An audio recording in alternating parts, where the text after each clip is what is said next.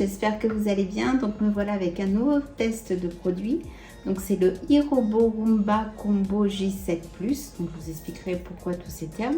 Donc je vous le présente. Alors pourquoi combo? Parce qu'en fait c'est un aspirateur qui va à la fois laver et aspirer. Donc vous avez soit la combinaison où il va seulement aspirer ou une autre où il va laver et aspirer en même temps.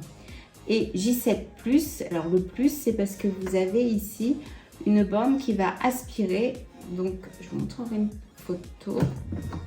Vous avez des petits sacs comme le sac aspirateur. Et donc il y en a un qui est installé. Et donc là vous verrez c'est un petit peu bruyant.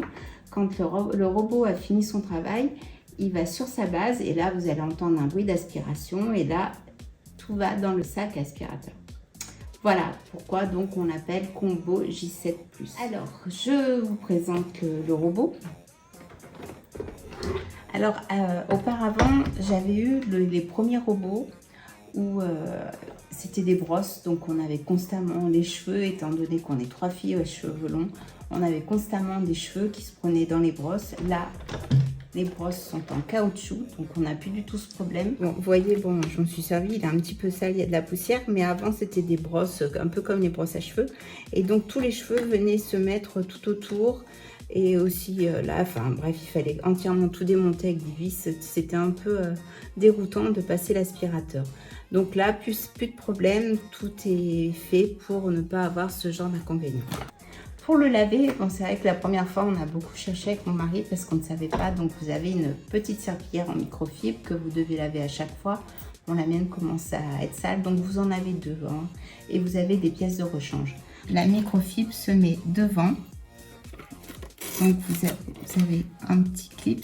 Là, vous le mettez dans l'encoche et vous la positionnez au-dessus. Donc, le mettre au-dessus, pourquoi ? Parce que vous allez voir que quand il va se mettre en mode lavage, il y a un petit mécanisme qui fait qu'elle va se retourner et se placer en dessous pour nettoyer. Donc pour mettre l'eau, vous mettez l'eau ici.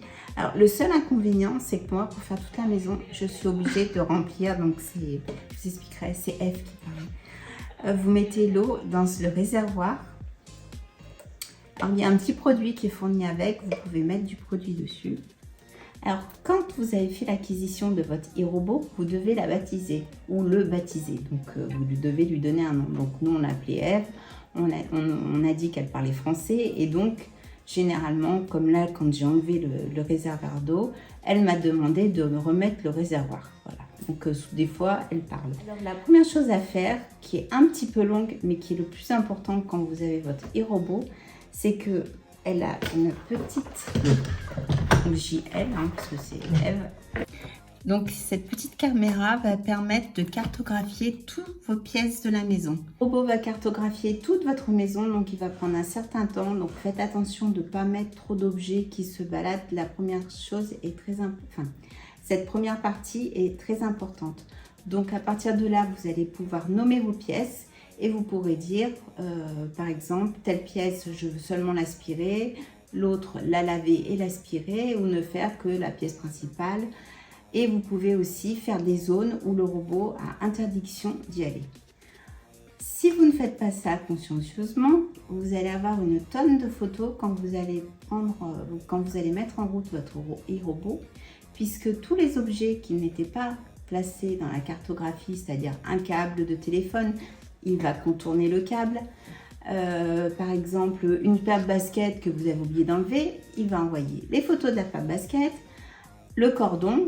Alors, il va le contourner, hein, jamais il va aspirer comme l'ancien robot, les cordons, tirer sur les fils, où là vous avez des catastrophes, tout tombe. Non, non, pour ça, il va contourner, mais il va vous envoyer une photo en vous expliquant que bon, bah, c'est pas normal, cet objet-là n'avait pas lieu d'être. Pour conclure, après 3 semaines d'utilisation, franchement, il fait vraiment le job.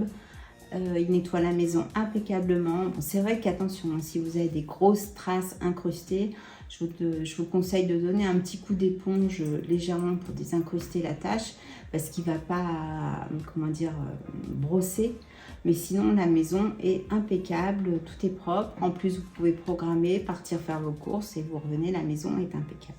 Le seul point négatif, je dirais, d'ailleurs vous verrez sur la vidéo, c'est quand il a fini son travail et qu'il retourne sur sa base, quand la base aspire les poussières qui se trouvent dans le robot, ça fait un bruit phénoménal qui surprend tout le monde.